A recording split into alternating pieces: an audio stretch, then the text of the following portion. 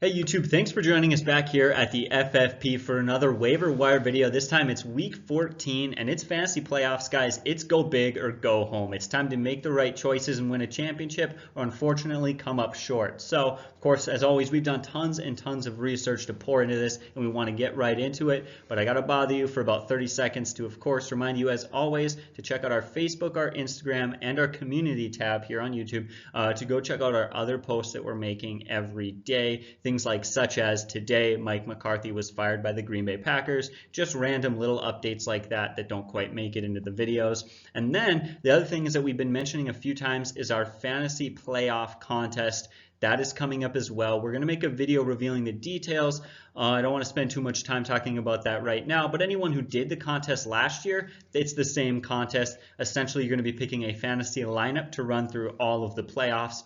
It's a lot of fun. I think it's really interesting. It's a little bit different than regular fantasy, but it is close enough that everyone will understand how it is. Of course, we'll cover the details in a video, but for now, let's move on. It's time to talk about Week 14 waiver wire moves. Rob, you have the first guy, I believe. Yes. So like Christian had mentioned, you're in the postseason now and the margin for error is slim. You can't take a lot of chances, but here's a quarterback that I think that you can trust, and that's Jameis Winston, who's 44% available out there. This week he plays the New Orleans Saints, allowing the third most points to quarterbacks. Now that Saints defense, allowing the third most points to quarterbacks, but in reality they're actually a little bit tougher against quarterbacks than those numbers would indicate. They've actually improved as the year has gone on in that defense. In fact, in the last 4 games, they've had 20 sacks and they've only allowed 15 points per game. Now, normally that Saints offense scores a lot of points. In fact, heading into Week 13, they had scored 37 points per game, that Saints offense. And that causes opposing quarterbacks to have to throw a lot. Now, Dallas did a great job slowing them down Thursday night. We said in our start sit video that Dallas actually has an underrated defense. They played really well. But that's a whole different story in this game here. The Bucs, they're not going to slow down the Saints at all. That Bucs defense is terrible. They're second worst in the NFL, allowing over 30 points per game. Winston's going to have to throw the ball a lot in this one. Now, we have pushed Tampa Bay quarterbacks all year, and I pushed Jameis Winston quite often. Now, in the games that he has started, if you look at the games where he started and finished them, he's averaged 25.4 fantasy points per game.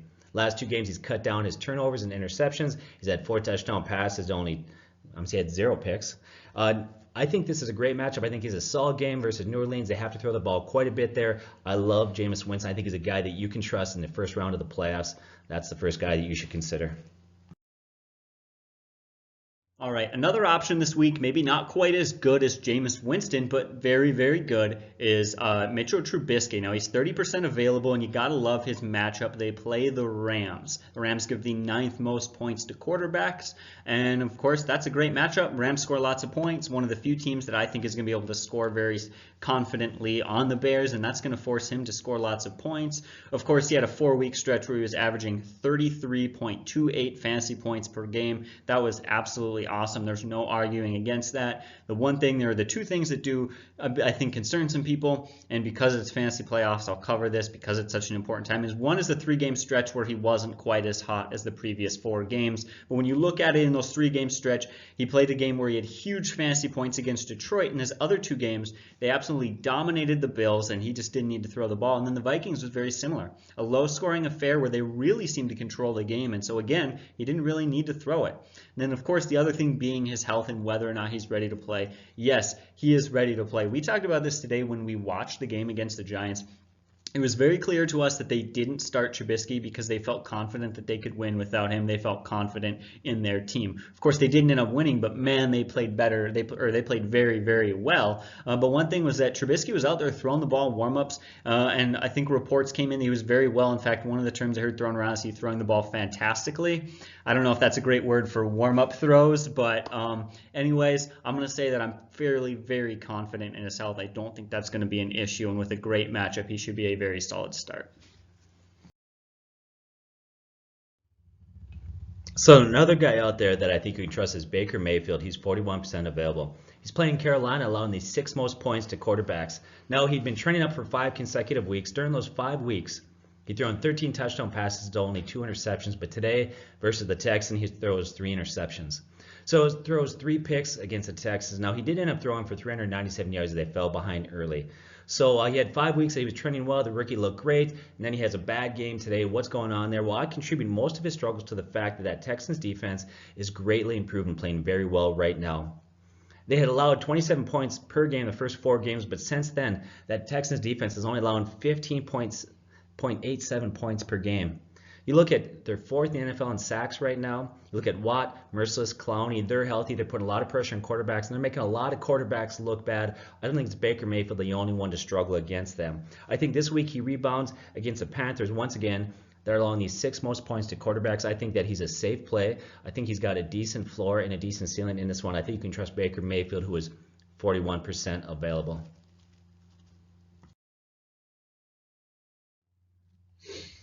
All right, what about Dak Prescott? While he plays Philadelphia, he gives up the 7th most points to quarterbacks. That's good, but that's, of course, not the only thing that's good about him. Since they've added Amari Cooper to that wide receiving core, Dak Prescott is averaging an extra 48 yards passing per game. That is a huge, huge boost, and for me, gives me a lot more confidence in him. Let's, of course, not forget that he has had 5 rushing touchdowns in the last 7 weeks. He's getting it done with his legs, which is surprising me. While the first 3 weeks, he averaged just 11.5 fantasy points per game. He's had over 20 points every game since then.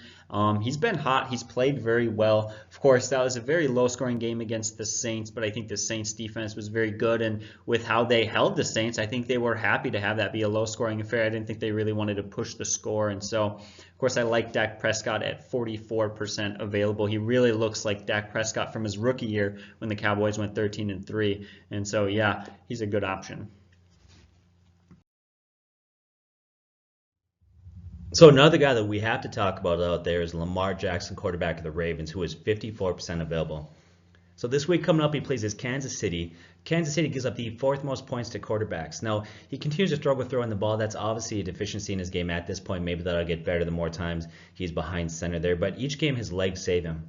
Today, he had 75 rushing yards and a touchdown. In his 3 starts since he started in the NFL, he's averaging 21.87 points per game. Now, in his first start, he had 26 carries for 119 yards. Now, the last 2 weeks, they reduced his carries to 11 and 17 for 75 yards and 71 yards and 2 touchdowns. And I think those carries are more indicative of what you're going to see. He's not a big guy. He's not built like Cam Newton even. He's around 215, 220, and so he can't take that pounding. Obviously, he's very athletic, and he can run the ball, and that's where you're going to get points for him. Now, against the Chiefs in this one, he's going to have to throw the ball quite a bit, run. There's going to be a lot of points scored in this game. And so I have been very comfortable with Lamar Jackson. I like starting quarterbacks that are good quarterbacks. I don't care if they're athletic. I don't care if they run the ball. I like a guy who can sit in the pocket and throw the ball quite often. But in this game, I actually feel very comfortable with Lamar Jackson starting. I think he's shown enough in the NFL that we can trust that he's going to be productive against Kansas City, allowing the 4th most points to quarterbacks there.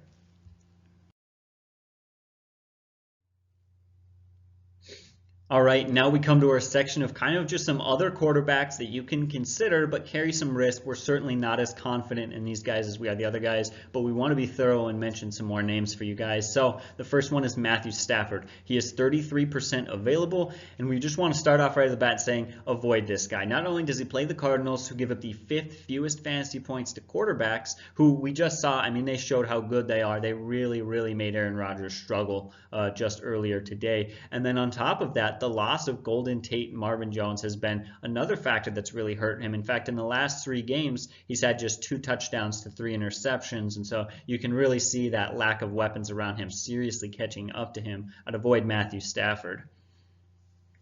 Another guy out there that you may want to consider, but there's some risk with it, is Marcus Mariota, who is 66% available. He plays the Jaguars, who are allowing the fewest points, or the 15th fewest points to quarterbacks there. Now, for the last 5 games, Mariota has scored over 20 fantasy points per game. So he's looking healthy and like the quarterback that we saw the first 2 seasons in the NFL. But we also saw today that the Jaguars, for all of their struggles, all the issues that team has, they are still a top 5 defense in the NFL, and they shut down Andrew Luck, who going into this game, Andrew Luck had been very hot. In fact, in the last 8 games, Andrew Luck had 27 touchdown passes to only 8 interceptions. And one of those games was against the Jaguars, who came out today and shut him down. So I look at Marcus Mariota, who looks healthy, who's played well. Once again, 4 out of the last 5 games, scored over 20 fantasy points per game. I think he has a fairly high ceiling, But if you add in the fact he's playing the Jaguars and the health concerns that you always have with Marcus, he's always got those leg injuries and elbow injuries and a lot of things that are just always nagging him.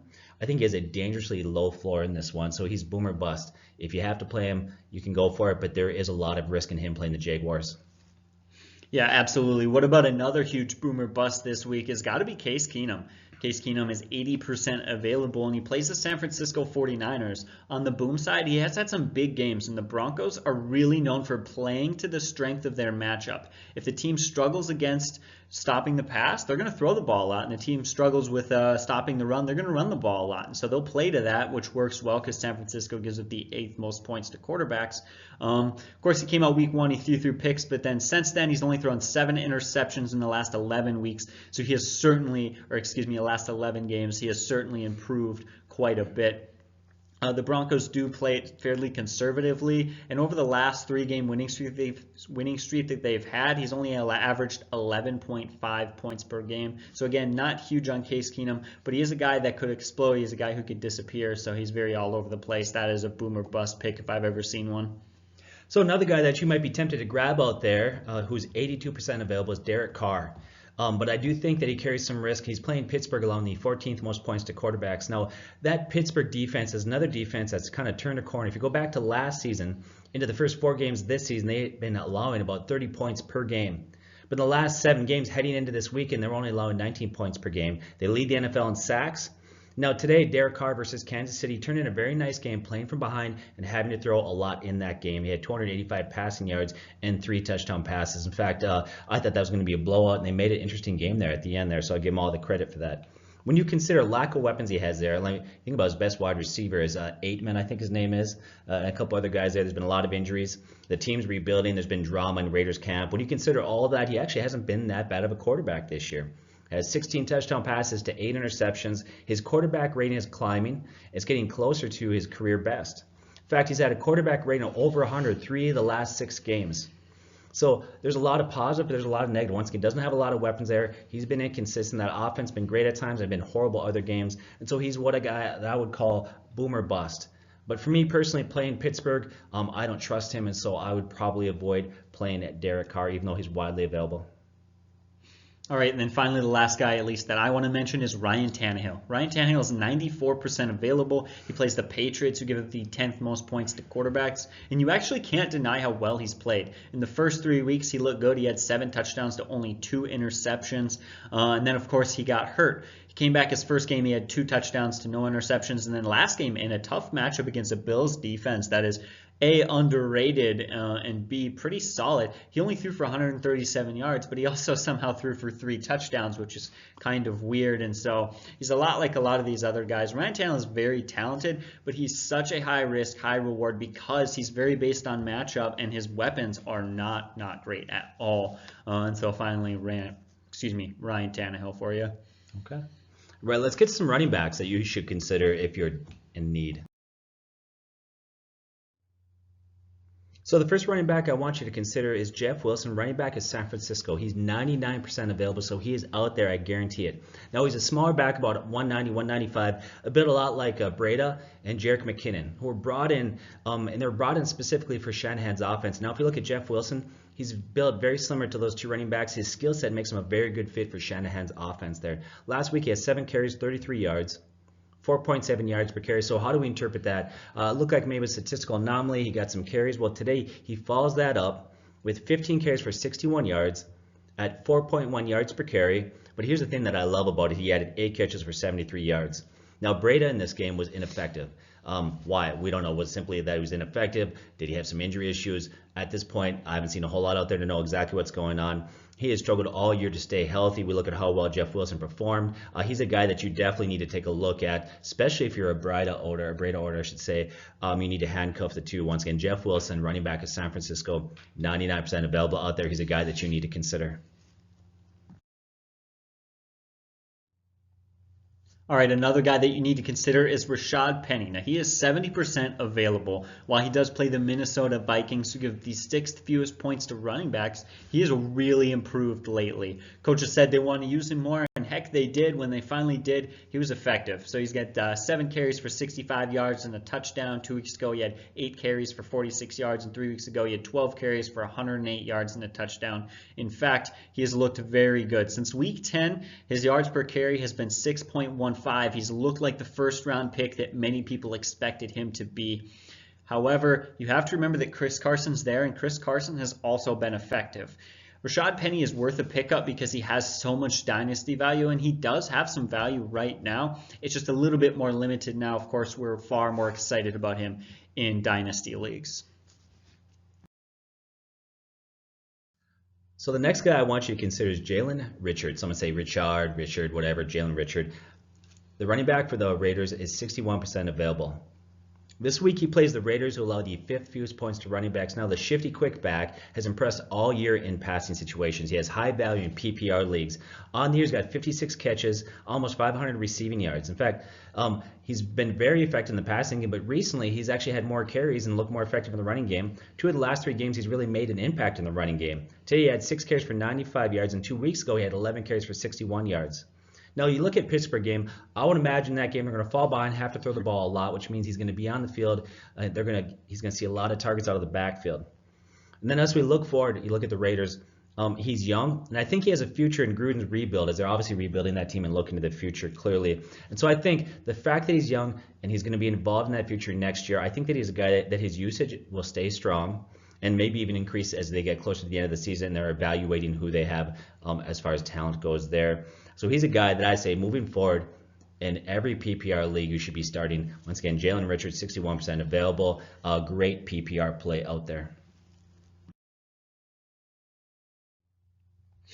All right, of course, due to the Kareem Hunt situation, him now being off the roster, a lot of people expected Spencer Ware to step in and be just as good, and they were very hyped on him. But I got to give you credit. The second it happened, you were like, let's look at some other guys, right? Like, let's look around and see some other names. And you were right. It certainly seemed that Damian Williams outperformed Spencer Ware last week. We think he's a guy that you should pick up. Now, before I talk about why you should pick him up, I do want to clarify and specify that we do not think you should be starting him, but he's definitely worth stashing on your bench just to wait and see. We want to have him have just a little bit more of an increased role.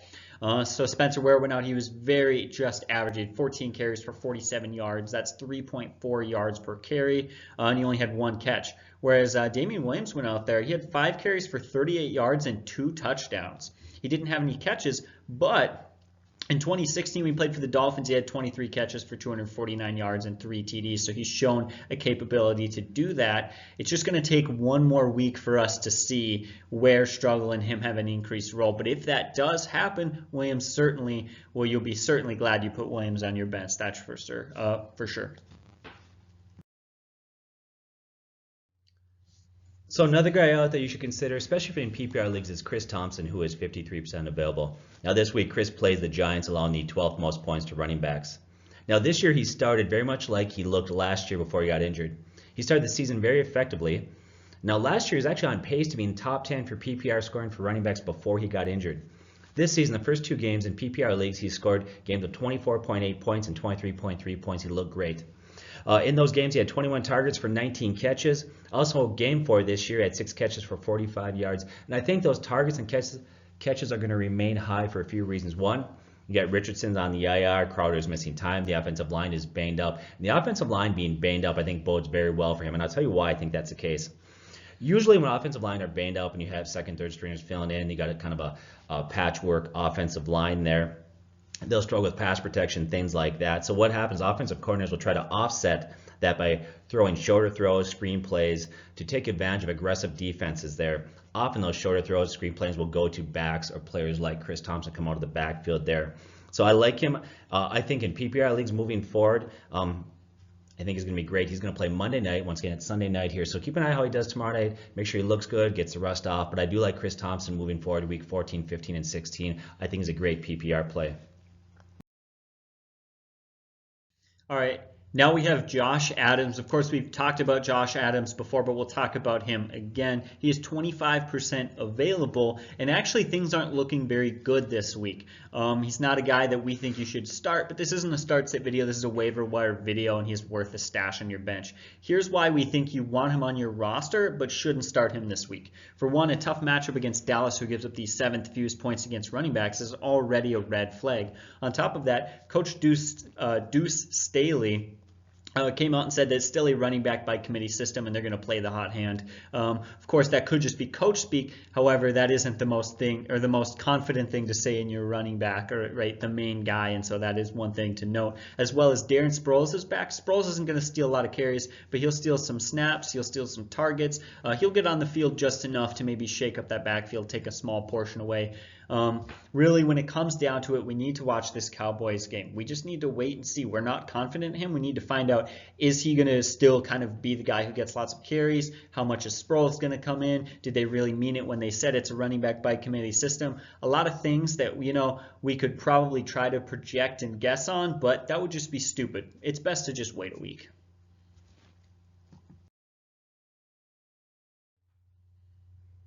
So next guy I want you to consider is Justin Jackson, running back for the Chargers, 79% available.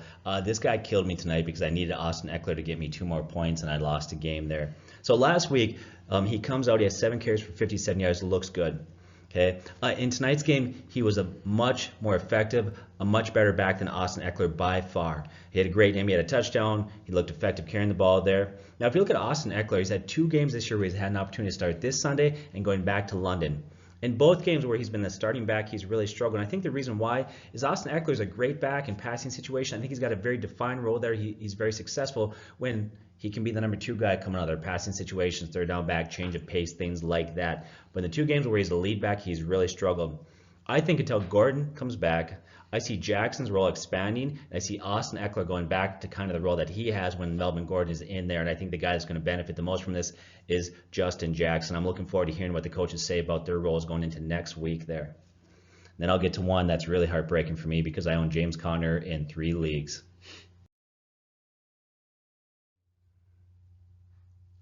All right, what about Jaylen Samuels? So you want to tell him, or should I tell him? Can you handle telling them what's going on? I've been brutalized by injuries at the wrong time. It's killing me out into the postseason. But you know what? It happens to everybody. Yeah, so James Conner left the game, left the most recent game against the Chargers. Of course, we don't know exactly what it is, but he was hobbling with some sort of a leg injury. We're waiting for more reports. Of course, that's what our community tab on Instagram is for, so make sure to keep your eye out for those posts and updates throughout the week. But if James Conner doesn't play, Jaylen Samuels becomes the most valuable waiver wire pickup this week. I don't know if you agree with that, but I certainly say think that that's again. right. Yeah, if he looked like there was a lot of pain, it didn't look good. I would imagine even if it's not a severe injury, the way that he left the field tells me that the likelihood he's going to play in Week 14 is not there.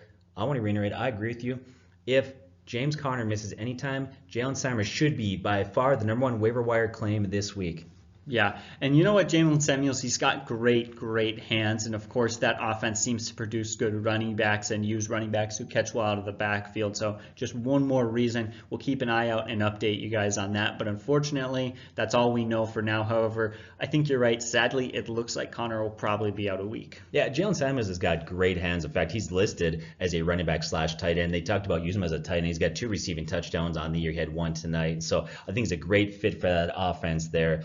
But I'm hoping and praying that James Conner is fine. Once again, great kid, great story, but on a very personal level, I really need him to play. But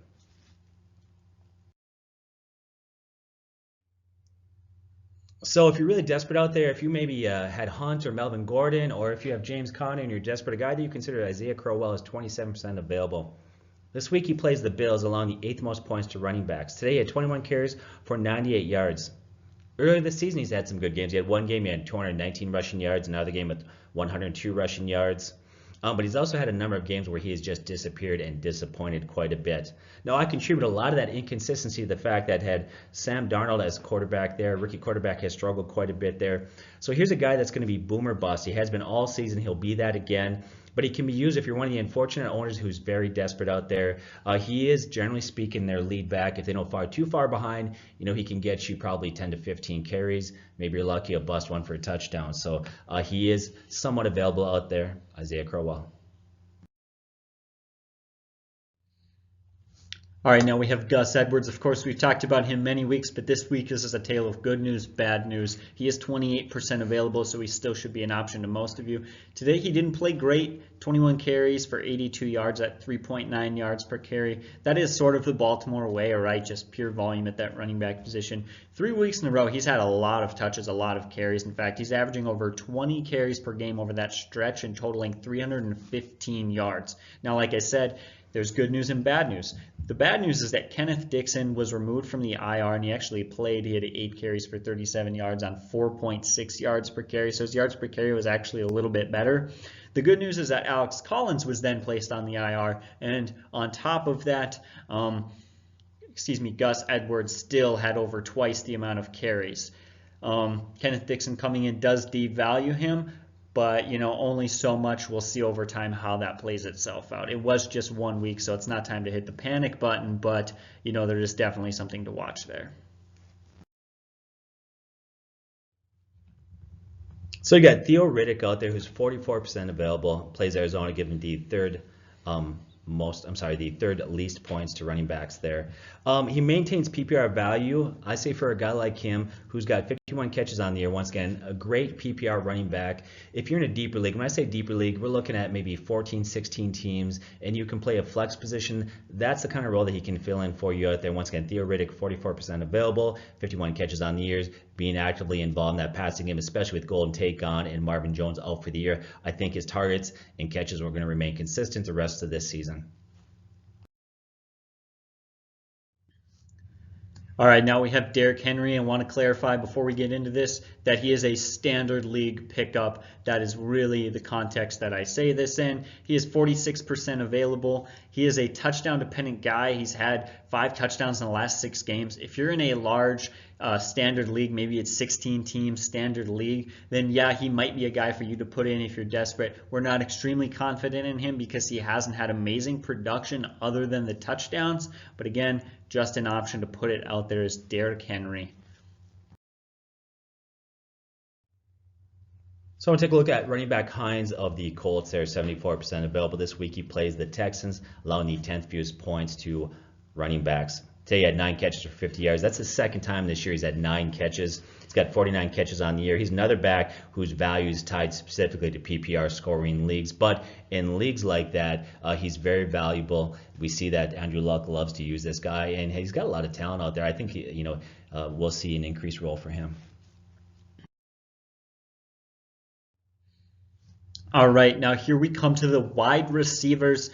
First guy, we like Dante Pettis. He's a guy who's very exciting going forward. He's a second-round pick. He missed some time due to injuries, but he's shown a lot of promise. Week 1, he came out at 61 yards and a touchdown. That's, of course, very good for him to come out his first game of his career and score. But then he missed a lot of time in the middle of the season due to injury. But finally, when Marquise Goodwin was hurt, when Pierre Garçon was hurt, and he was healthy, right, he had this just awesome role opened up, and well, he's played it to his advantage quite well. The last 2 weeks he's performed awesome. 2 weeks ago he had 4 catches for 77 yards and a touchdown, and last week he had 5 catches for 129 yards and 2 touchdowns, so he's very much stepped it up. At 98% available, it's awesome to see a guy so available like this. What a great option, honestly. Another guy out there is Curtis Samuel, wide receiver of the Carolina Panthers, who's 83% available. Next week he plays the Cleveland Browns, allowing the 6th most points to wide receivers. So he missed the first 3 weeks of the season with injuries. He came back. He's been seeing an increase in targets, yardage, snaps. They're increasing his role quite a bit there. Now, Devin Funchess did return today, and what impact did that have on Samuels? None at all. In fact, Curtis Samuel had his most targets ever today. Look at Devin Funchess before he had the injury. He's a guy who his role was declining, his production was declining. I think Devin Funchess right now out there, because he's a big, more physical back, he's going to get targets in the red zone, but beyond that, I think that his value is plummeted. Now, once again, we talked about Curtis Samuel today. He had 11 targets, and he turned that into 6 catches for 88 yards. He's had 3 touchdowns in the last 5 games.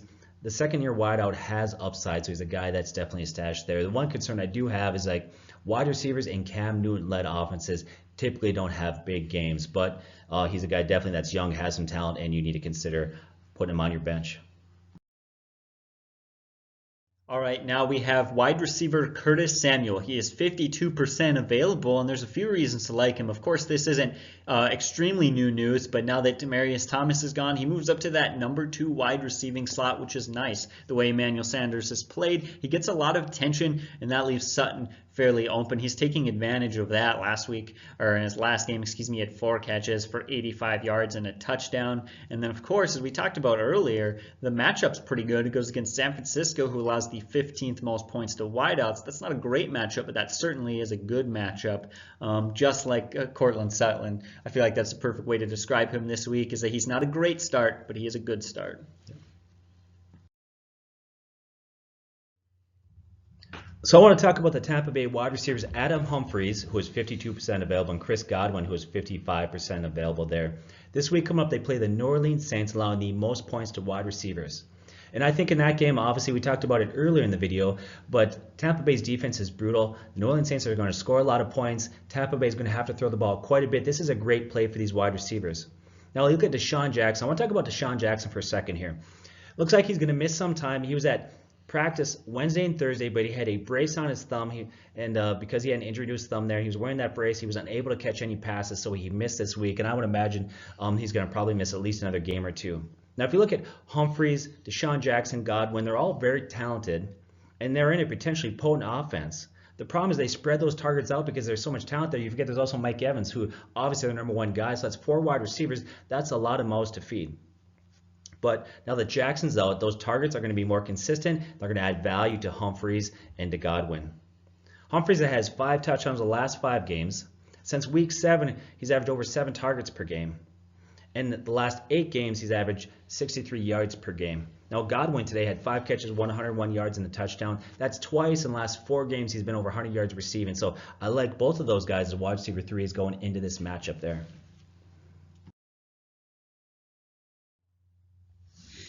All right, Bruce Ellington, wide receiver for the Detroit Lions, is 92% available. He really seems to have moved into this role as almost the new Golden Tate. He is a very good PPR option. Now, because they play the Arizona Cardinals, who is very, very tough against wide receivers, I wouldn't play him, or I'm not too excited about him in any other leagues, but I think he's worth a pickup. You can see if you need to play him or kind of how things go as the week goes on in a PPR league. Again, he's very PPR specialist, much like Golden Tate. 3 weeks ago, he had 9 targets for 6 catches. 2 weeks ago, he had 7 targets for 6 catches. And last week, he had 10 targets for 7 catches. And so, again, I don't think he is a huge guy as far as numbers go, but in a PPR league, he certainly takes advantage of that little boost for every reception.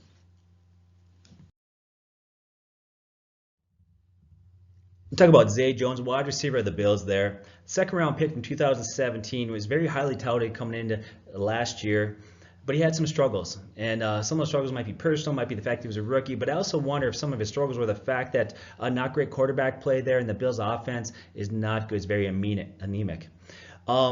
Now, if you look at him, his targets have increased, his production has increased. He's starting to show some promise. And today he had another productive day there. I'll say this, though. He's too risky for you to start in your playoffs. You can't trust this guy in your fantasy playoffs at all. But what I would say, if you're in a dynasty league, he's somebody to stash on your bench. See how he finishes out this year, and he might have some value for your dynasty team going into next year. Once again, Zay Jones there, about the only talented wide receiver that team has. So. All right, now here we come to Chicago, and we want to talk about 2 wide receivers. One is Anthony Miller, and the other is Taylor Gabriel. While they both happen to be 65% available, I like Miller. I like Taylor Gabriel a little bit less, but I certainly do like him a little bit. Anyways, I'll get into it. The Rams give the 11th most points to wide receivers. The Rams are going to score their points, and that's going to force Chicago to throw the ball. It helps that Mitchel Trubisky is coming back, which might make them a better option, and I really like Miller because he's had 6 touchdowns this season. Of course, as a rookie, I give him kind of that benefit of doubt, as like he's going to continue to get better as he has. And so both those guys are okay options as far as start sit this week. I think that Miller is definitely worth a spot on your roster, especially in keeper leagues. But as far as standard league go, if you're in a championship and you're just worried about now, I don't think they're amazing options, but I think that Miller could be a wide receiver 3. So I want to talk about the Washington Redskins wide receivers. Jamison Crowder, 77% available. All reports are he's going to return tomorrow night in that game. We'll have to watch and see, does he return, how does he play? And the other one is Josh Doxson there. They're playing the Giants, give him the 9th fewest points to wide receivers. Now, if you look at Josh Doxson, last 2 games since Colt McCoy has taken over at quarterback, he's had 17 targets. This guy that last year had 6 touchdowns. People forget he's a former first-round pick who's had potential, so he's definitely a guy to keep an eye on there. He's another guy that I mentioned, though, like a lot of guys earlier, that he's got some potential, but I don't trust. I don't know if I would trust starting him next week, but if you're in deep leagues with deep benches, you could stash him. And then Jamison Crowder, he's a slot receiver that if he returns can be used in PPR leagues only. But I think he needs a prove-it game. So tomorrow night we need to watch, does he come back? What's his role in the offense? How many targets did he get? Snaps, things like that. So once again, keep an eye on tomorrow night's game. We'll see what value those guys come out of it. We'll reevaluate that. So I'm going to talk about tight ends, but I'm not going to spend a lot of time getting into great detailed statistics. I want to keep the video somewhat short, but we're going to give you some names that you need to consider. If you own Greg Olsen, he is out for the year, injured that foot again. That's the 3rd time he's injured that foot. The guy that benefits the most is Ian Thomas, who is 99% available. He's a rookie, but today he had a nice game, 5 catches, 46 yards. I think that he's going to continue having a role in that offense. Obviously, he's not Greg Olsen, but he's a guy that in the right matchup could benefit you. Austin Hooper's about 20% available out there. He's a guy that has I think his sophomore year. We've seen that he's improved quite a bit this year. Targets went up, catches went up. Today he had a touchdown. He's not a great play, but I think he's a decent play. You have Cameron Brate. Another guy, once again, that if you notice, he's a guy that doesn't get a lot of catches and yardage, but if you look at it, he had 14 touchdowns 2 years in a row leading into this year, and I think he's got value in this with O.J. Howard on IR there. You have Evan Ingram, tight end for the Giants, 48% available. He could return. He's been injured. We don't know if he's going to be out for another week or not, but if he returns, he's a guy that is about available in 50% of leagues. He's got upside. He's very talented. I do think that he's got a limited ceiling because Eli in that offense isn't that potent. And probably the guy that you need to consider the most out there is Chris Herndon, tight end of the New York Jets, who's 87% available out there. He's become the Jets' most consistent receiver, a guy that's shown a lot of talent. He's getting better and better each week. He's got attention of a lot of us, and I know a lot of fantasy stars are taking a look at this guy. So down your stretch, if your tight ends are struggling or if you own Greg Olsen, this might be your guy to save you in the postseason. And I think, Christian, you're going to deal with some defense and just rattle off some for us to consider, right? Yeah. All right, so try to get through this fairly quick, as actually kind of fast, but one defense we like is the Steelers. Are 29% available, and they go against Oakland, who gives up the 3rd most points. The Jaguars, who are 42% available against Tennessee, who give up the 9th most. The New Orleans Saints are 54% available. They go against Tampa Bay, who gives the 5th most points to defenses. Tennessee is 55% available. They go against the Jaguars, who give up the 7th most points. Buffalo is 70% available and goes against the Jets, who give up the 6th most. And then Dallas, of course, they've played very well. They are 73% available against Philly, who gives up the 13th most points to defenses. So they are just 6 possible options for you this week. Now, before we close out the video, I want to give you a couple names to consider. If you're in a dynasty league, there are some people that got dropped early in the year that you could pick up and stash. I'm in a league also, by the way, that you could put a guy on IR, so maybe you could do that. Some guys out there that have been widely dropped that have value going into next year if you want to build your dynasty team is Darius Geis, running back of Washington, very much available out there. Will Fuller, wide receiver of the Texans, who's been great when he's been on the field and he's healthy, he looks great. O.J. Howard and Devontae Freeman are all guys that are widely available out there. And if you're in a dynasty league, not a bad idea to grab one of these guys right now and stash them on your bench looking ahead to 2019. And I think that's it. If you have any questions, concerns, put them on the bottom, whatever it is. What else do you want to tell them to know as we close out the video, Christian? No, really, there's not much, guys. As always, leave comments. If you want to support us, subscribe to the channel, like the video, leave a comment, and then, of course, we will make sure to answer your comment.